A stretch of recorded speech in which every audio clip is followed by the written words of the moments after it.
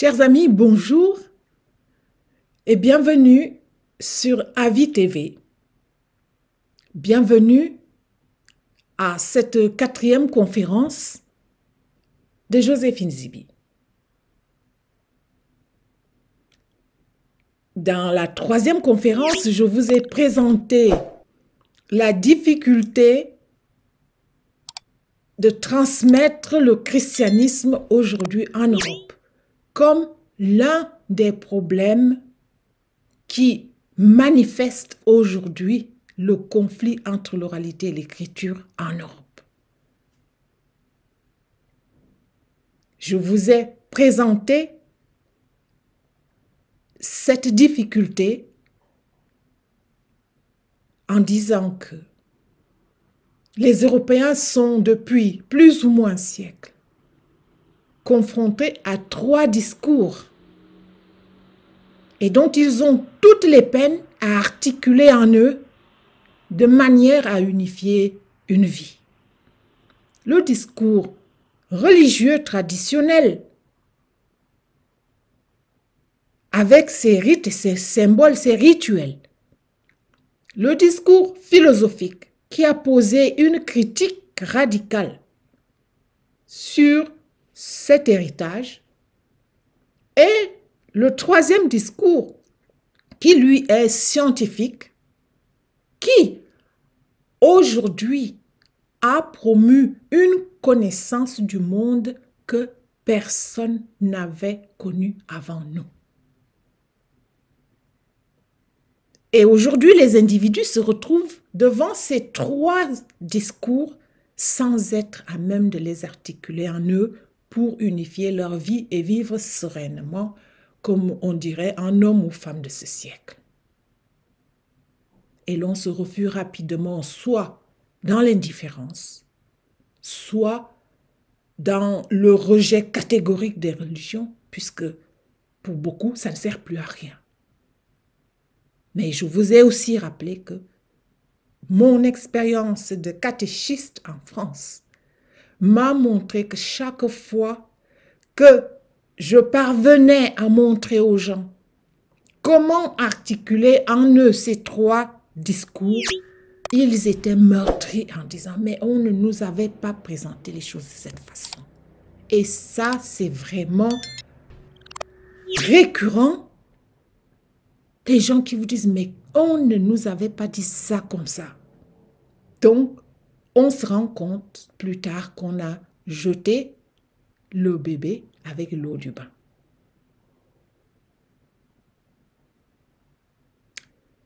Pour comprendre comment on en arrive là, j'ai fait une longue explication dans Genèse et civilisation qu'il faudra donc aller lire.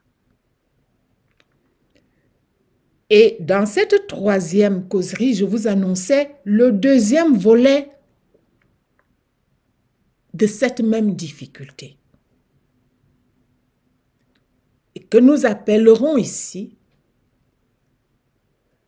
la difficile gestion des religions par la laïcité. En tout cas, par la République laïque. Et quand on parle de la République laïque, en particulier la France, mais aussi les pays africains, parce qu'il faut savoir que, en tout cas, les pays africains francophones ont construit leur constitution nationale et leur existence collective à l'image de la République laïque française. Ces pays-là sont donc concernés par la difficulté de la République laïque à transmettre les religions. Ces pays africains, au même titre que la République laïque française. Comment résoudre un problème dont on ne parle jamais? Un problème qu'on a enlevé de l'espace public, un problème qu'on a enlevé de l'espace des enseignements.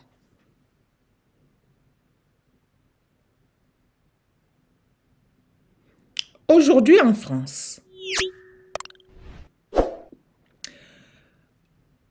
pour se présenter, non pas comme un religieux, on parle de humaniste. Beaucoup se disent humanistes en opposition à religieux. Mais lorsqu'on provient des pays du Sud, j'ai dit le Sud, comme l'Afrique, comme le Moyen-Orient, comme les pays d'Asie, comme l'Amérique latine, quand on provient de ces pays-là, ce terme humaniste n'a pas le même sens. Et on a l'impression que en Europe, les gens n'ont pas véritablement pris conscience de cette difficulté et du contenu que les gens du Sud mettent sous le terme humaniste. On parle d'humaniste comme quelqu'un qui s'est émancipé, comme quelqu'un qui a le bien de l'être humain chevillé au corps. Mais dans les pays du Sud, ce n'est pas ça. Historiquement, les humanistes, depuis 5 siècles, sont la génération humaine qui a causé les plus grandes souffrances à l'humanité. À leur compte, la traite négrière. À leur compte, l'esclavage. Mais aussi, plus tard, ce qu'on appelle le siècle des Lumières. Ennemé, plombé par l'impérialisme et la colonisation. Et les gens qui ont souffert de tout cela n'ont jamais oublié. Et pour couronner le tout, c'est aussi cette génération des siècles des Lumières en Europe qui a dénié à ceux du Sud leurs droits. Les droits qu'ils se proclamaient pour eux, ils les ont déniés aux autres vers lesquels ils allaient. Donc quand on parle d'humaniste, on dit moi je suis un humaniste, comme pour dire, voyez, je ne suis plus des gens arriérés là comme c'est ceux-là qui continuent de croire en Dieu. Humaniste comme un faire-valoir. Oui, en Europe, mais pas du tout dans les pays du Sud. Et j'allais oublier. C'est aussi ces gens des siècles des Lumières qui ont promu des savoirs, cette fois scientifiques, pour mieux dénier leurs droits aux Africains. Aujourd'hui, les Africains n'ont pas oublié. Cette histoire se transmet là-bas de génération en génération, non seulement par les familles qui portent encore les blessures jusqu'à aujourd'hui, mais aussi désormais dans les universités en Afrique. Donc quand nous retrouvons dans un face-à-face entre les héritiers qui portent cette mémoire blessée, mais si blessée de l'humanisme, et ceux qui se disent humanistes comme simplement porter au plus haut la cause de l'humain, nous sommes là dans un quiproquo profond. Or, dans la plupart du temps, ce sont les savoirs érigés dans cette période qui sont aujourd'hui dans les programmes scolaires. Philosophie, sociologie et tout cela, anthropologie, ce sont ces travaux, ce sont ces livres, ce sont ces auteurs qu'on doit apprendre à l'école. Et ça, j'ai l'impression que la République laïque n'a pas suffisamment pris conscience du face-à-face ainsi constitué par ces enseignements, par les enfants qui sont en face, qui, eux, portent en eux une mémoire blessée. À ce premier point sur les enseignements s'ajoutent alors les religions qui, disons, les religions de ces populations du Sud. Car la République laïque s'est fondée sur une idée. On n'en parle plus aujourd'hui, mais historiquement, c'est avéré. La République laïque voulait tuer la religion. Qu'on n'en parle plus, que les gens puissent vivre avec autre chose que ça. Cet anticléricalisme s'est atténué, heureusement. Mais les gens qui ont fui cet anticléricalisme au XIXe siècle sont parfois aussi ceux qui sont allés évangéliser les pays du Sud, avec les limites de ces époques-là. Et les pays du Sud se retrouvent christianisés, pour ne parler que du christianisme, avec les moyens de l'oralité, comme cela était en Europe au XIXe siècle, au XXe siècle même aussi. Donc, le face-à-face constitué ici, c'est d'une part ceux qui se réclament des religions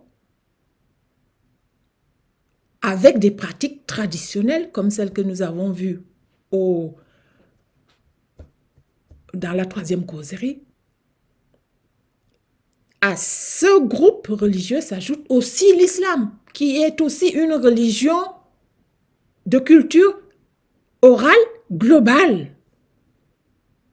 Et la troisième, c'est donc la difficulté que nous avons évoquée dans la troisième causerie, c'est-à-dire la difficulté de transmettre aussi le christianisme qui, lui aussi, a été, disons, elle est détentrice de la civilisation orale qu'il a portée jusqu'à nous. Un humanisme difficile à supporter par les gens du Sud, mais porté au nu par la nouvelle génération d'Européens, où on parle d'humanisme comme l'être évolué et émancipé. Et les religions et les peuples d'Afrique et du Sud, pas d'Afrique du Sud, mais les peuples du Sud, notamment d'Afrique et du Moyen-Orient, qui arrivent en Europe avec leur religion et à qui on dit, nous allons faire route ensemble, mais à condition que vous mettiez de côté vos religions, vous mettiez de côté vos blessures et que nous fassions route ensemble parce que, juste pour suivre le volet humaniste évolué. Le problème n'est pas envisagé sous son volet fondamental. Et c'est difficile de dire aux gens, oubliez-vous, sans une refondation des mémoires. La difficulté qui se présente ici se résout à un niveau fondamental. Et si j'ai pris le temps de présenter ces difficultés-là, c'est parce que Jeunesse des civilisations apporte aussi une réponse clairement fondamentale à cette difficulté. À mon humble avis, comme jamais on n'en avait apporté avant. Avec un réel espoir,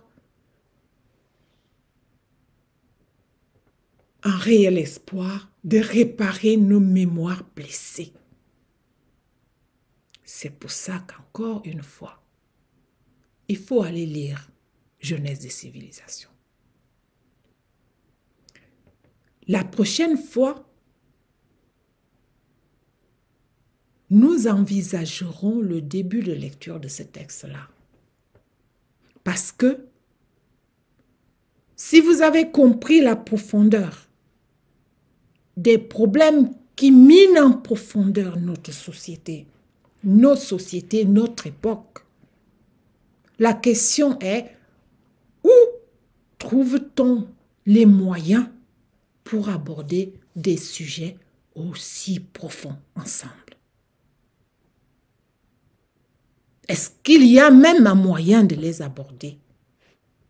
Pour ma part, pour le temps que j'ai mis, je vous réponds oui, il y a des moyens, il y a surtout des possibilités de réparer cette mémoire blessée. C'est pour ça qu'il ne faut pas lire ce livre-là comme les autres, non. Il faut lire ce livre-là. Quelqu'un me disait, parmi les premiers qui ont lu le manuscrit, quelqu'un m'a dit, ce livre-là, on entre une personne, on en sort une autre. Je le souhaite à tous ceux qui liront Jeunesse et civilisation.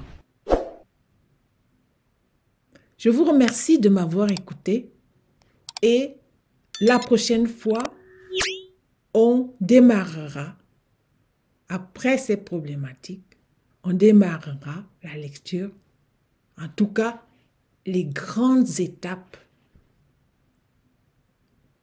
de Jeunesse et civilisation.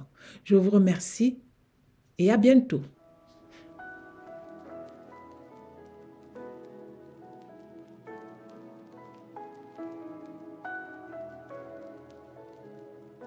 Chers amis, je m'appelle Joséphine Zibi. Je suis née au Cameroun. Je suis camerounaise. Alors aujourd'hui, je vous présente Voici Jeunesse et civilisation. En tant que récit commun de notre histoire, je viendrai chaque semaine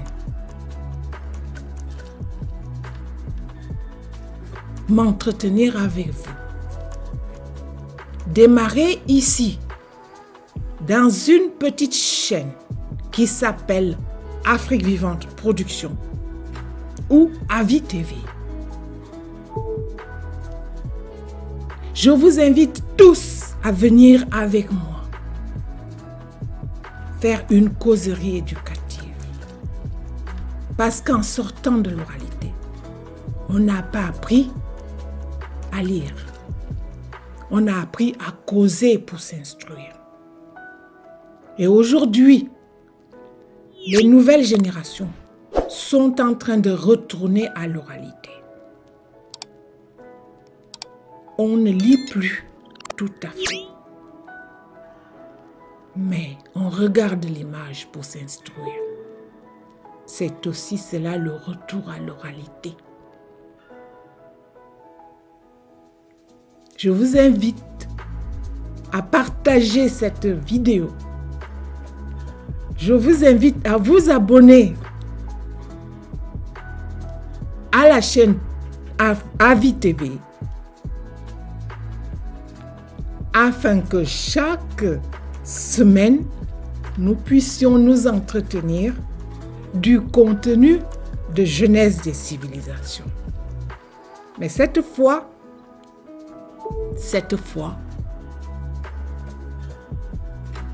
ensemble.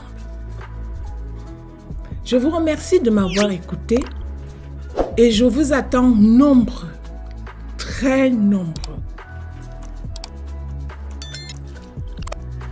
dans les prochaines vidéos. À bientôt!